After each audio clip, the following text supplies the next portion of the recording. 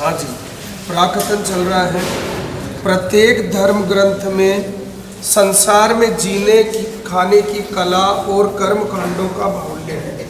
सभी धर्म ग्रंथों में, चाहे किसी भी धर्म का हो, कैसे जीना है, कैसे खाना है, कैसे उठना है, कैसे बैठना है, सब चीज़ें हैं, क्योंकि ये नियम भी दिया जाता है। जीवन को आकर्षक बनाने के लिए उन्हें करने तथा न करने के रोचक और भयानक वर्णनों से धर्म ग्रंथ भरे पड़े हैं। कर्म कांडों की इसी परंपरा को जनता धर्म समझने लगती है। जीवन निर्वाह की कला के लिए निर्मित पूजा पद्धतियों से देश काल और परिस्थितियों के अनुसार परिवर्तन स्वाभाविक है। धर्म के नाम पर समाज में कलह का यही एकमात्र कारण है। हम ऐसा करते हैं, आप ऐसा क्यों करते हो।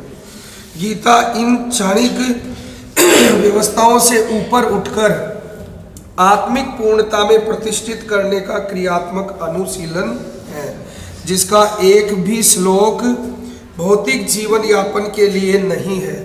इसका प्रत्येक श्लोक आपसे आंतरिक युद्ध आराधना की मांग करता है। तथा कथित धर्म ग्रंथों की भांति यह आपको स्वर्ग या नरक के द्वंद्व में फंसाकर नहीं छोड़ता, बल्कि उस अमरत्व की उपलब्धि कराता है जिसके पीछे जन्म मृत्यु का बंधन नहीं है। संसार में सबसे बड़ा दुख मालूम है क्या है? पुनरपि जननम पुनरपि मरणम पुनरपि जननी जठरे शयनम।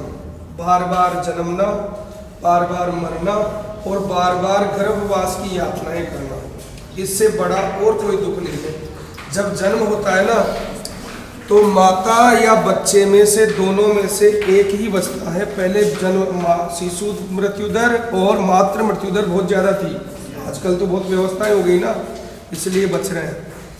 तो ये दोनों में से एक ही बचते थे, बड़ी मुश्किल से बचाया जाता था।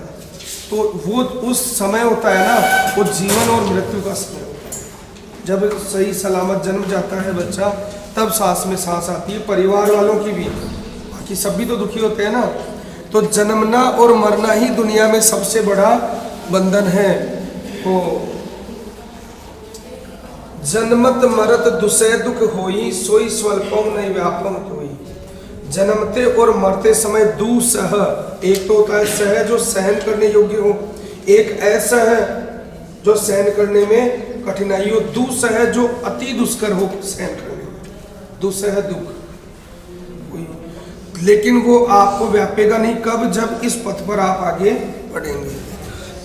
प्रत्येक महापुरुष की तो ये बात किस लिए बताई मैंने कि गीता जो है आपको छोटी मोटी चीजें नहीं देगा, इस जो बंधन है इसी से मुक्त आपको करवा देगा यदि आप इस पर चलते हैं। तो प्रत्येक महापुरुष की अपनी शैली और कुछ अपने विशिष्ट शब्द होते हैं। योगेश्वर श्री कृष्ण ने भी गीता में कर्म, यज्ञ, वर्ण, संकर, युद्ध, क्षेत्र, ज्ञान इत्यादि शब्दों पर बार बार बल दिया है। इन शब्दों का अपना आशय है और पुनरावृत्ति में भी इनका अपना सौंदर्य है। हिंदी रूपांतरण में इन शब्दों को उसी आशय में लिया गया है तथा आवश्यक स्थलों की व्याख्या भी की गई है। गीता के आकर्षण निम्नलिखित प्रश्न हैं जिनका आशय आधुनिक समाज खो चुका है।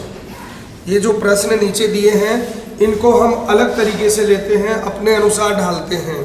इनका मूल अर्थ खो चुके हैं। वे इस प्रकार हैं जिन्हें यथार्थ गीता में आप पाएंगे।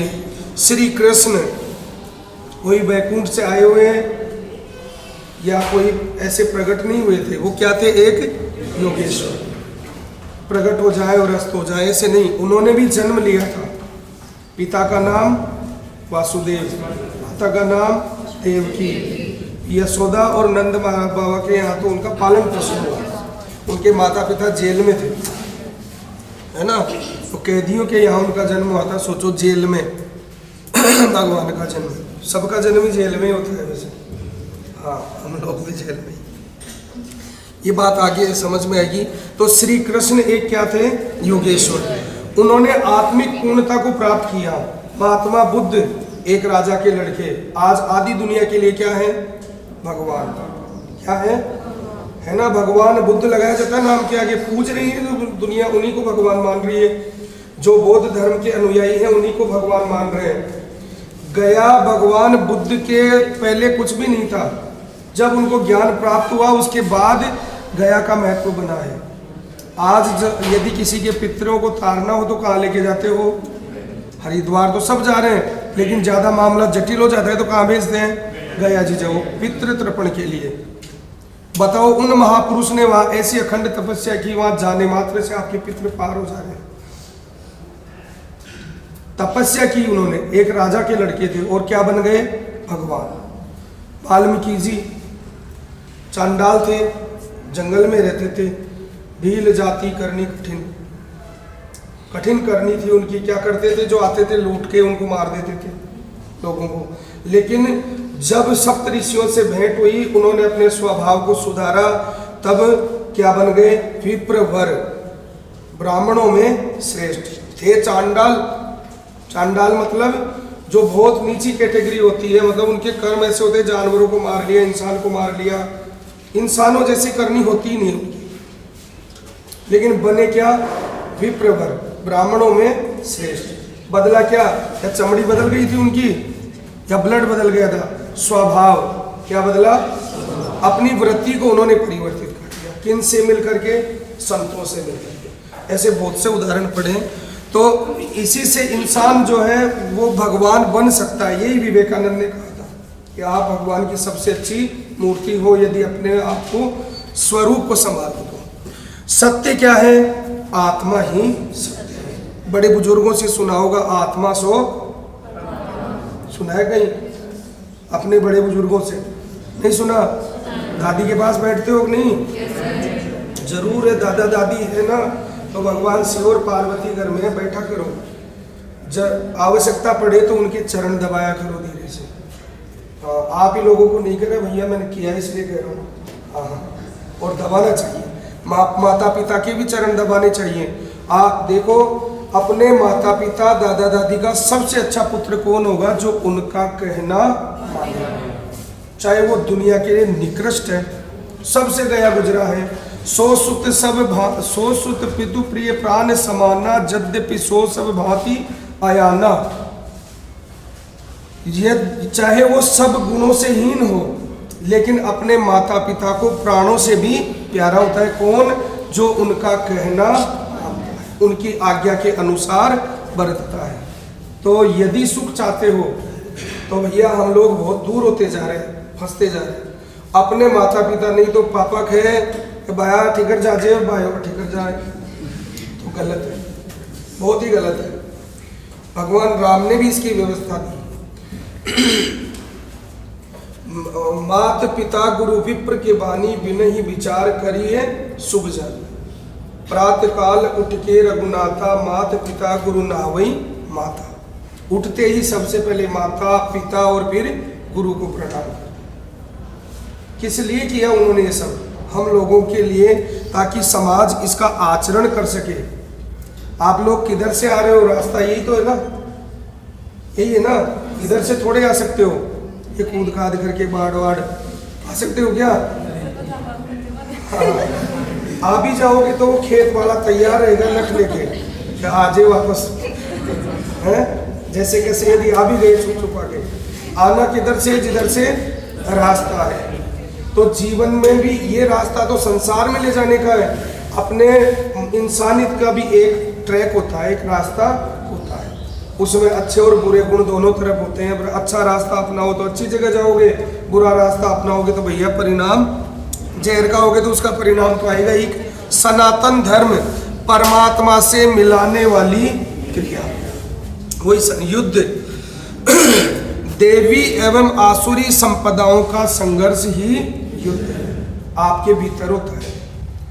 आप सोचते हो नहीं यार मोबाइल नहीं देखना है, मुझे पढ़ना है, और फिर दूसरा नहीं थोड़ी देर देख लेते हैं क्या होगा। ये युद्ध है जो आपके बीच में चल रहा है, आपके भीतर चल रहा है, अच्छाई और बुराई का। ये अच्छाई तो देवी संपद है और बुराई आसुरी संपद, ठीक है ना? हाँ, फिर जिम में बैठ गए तो चल 2 गुलाब जामुन और खा लेते हैं, फिर अगर आगा तो उनका परिणाम क्या होगा? 100, यही ना। ये अंतःकरण की दो प्रवृत्तियां हैं, इन दोनों का मिटना ही परिणाम है। दोनों समाप्त हो जाएंगी तब युद्ध समाप्त हो जाएगा। युद्ध का स्थान यह है मानव शरीर और मन सहित इंद्रियों का समूह है युद्ध स्थल। ये युद्ध स्थल है। ज्ञान परमात्मा की प्रत्यक्ष जानकारी ही क्या है?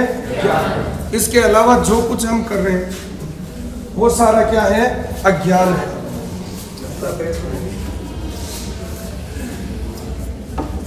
गर्म पानी की जरूरत है। योग संसार के संयोग वियोग से रहित अव्यक्त ब्रह्म से मिलन का नाम ही क्या है? योग। जो सूर्य नमस्कार करते हैं, कपालभाति करते हैं, अनुलोम विलोम करते हैं, ये योग नहीं है। शरीर को स्वस्थ रखने का एक वो साधन है।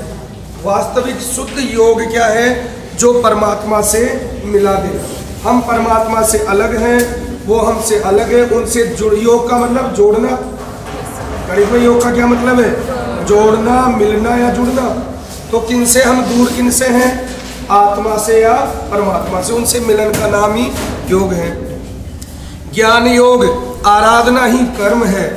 अपने पर निर्भर होकर कर्म में प्रवृत्त होना ही ज्ञान योग है। निष्काम कर्म योग इष्ट पर निर्भर होकर समर्पण के साथ उस कर्म में प्रवृत्त होना ही निष्काम कर्म योग है।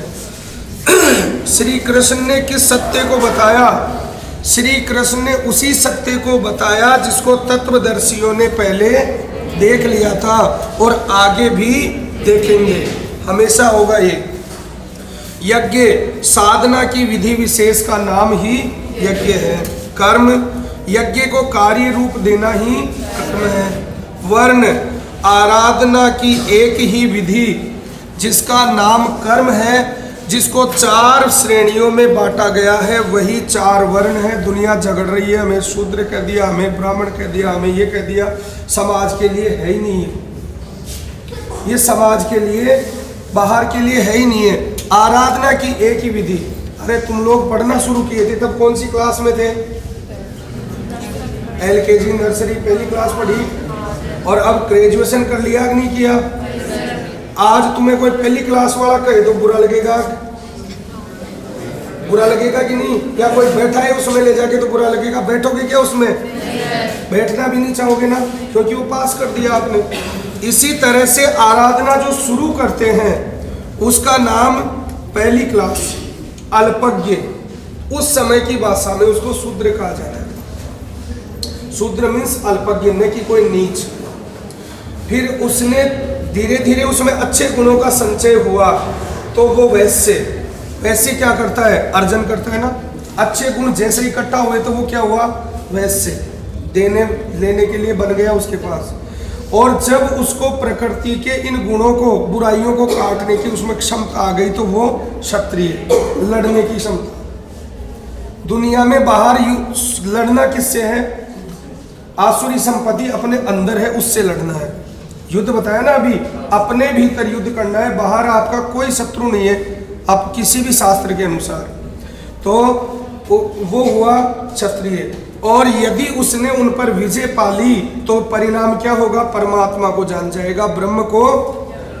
तो ब्रह्म जानाति इति ब्राह्मणा। ब्राह्मण के इसमें लक्षण बताए गए। यदि सुनेगा, भैया कोई ब्राह्मण हो तो वो मत करना, कहीं मेरे से झगड़ा करने लग जाओ। इसमें लिखा हुआ है, मैं नहीं कह रहा। आप श्लोक के एक शब्द समझ लो, समझ रहे ना? हाँ, तो साफ साफ इसमें लिखा हुआ है, जिसका परिवार में हो, जो सबके लिए हो।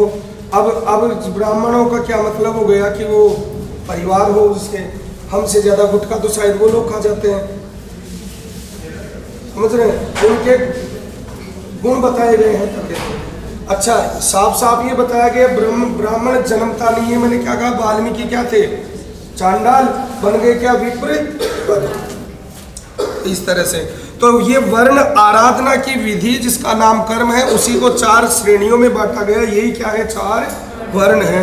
एक ही साधक का ऊंचा नीचा स्तर है, न कि एक ही साधक का। एक ही व्यक्ति यदि आराधना शुरू करेगा तो वो शूद्र, वैश्य, ब्राह्मण, क्षत्रिय और ब्राह्मण, वही ब्राह्मण बन जाएगा। वर्ण संकर, परमात्मा पद से च्युत होना, अपनी जो आराधना है उससे गिर जाना, साधन में भ्रम उत्पन्न हो जाना ही वर्ण संकरता है। बड़े बड़े महापुरुष श्रृंगी ऋषि, पाराशर ऋषि अपने पद से विचलित हो गए। वो क्या हो गए? सामाजिकता से इसका कोई लेना देना नहीं। मनुष्य की श्रेणी अंतःकरण के स्वभाव के अनुसार मनुष्य दो प्रकार का होता है, एक देवताओं जैसा और दूसरा, यही मनुष्य की दो जातियां हैं जो स्वभाव से निर्धारित है, और स्वभाव घटता और बढ़ता रहता है, हमेशा एक जैसा नहीं रहता है। कभी आपको क्रोध आता है, कभी आप खूब शांत रहते हैं, कभी या तो नाचेंगे भाई डीजे कहते हैं मूड में। हाँ, देवता हृदय में परमदेव का देवत्व अर्जित कराने वाले गुणों का समूह है। बाह्य देवताओं की पूजा, जोर से पढ़ दो थोड़ा, थैंक यू, मूड बुद्धि की, बस ये कल पढ़े।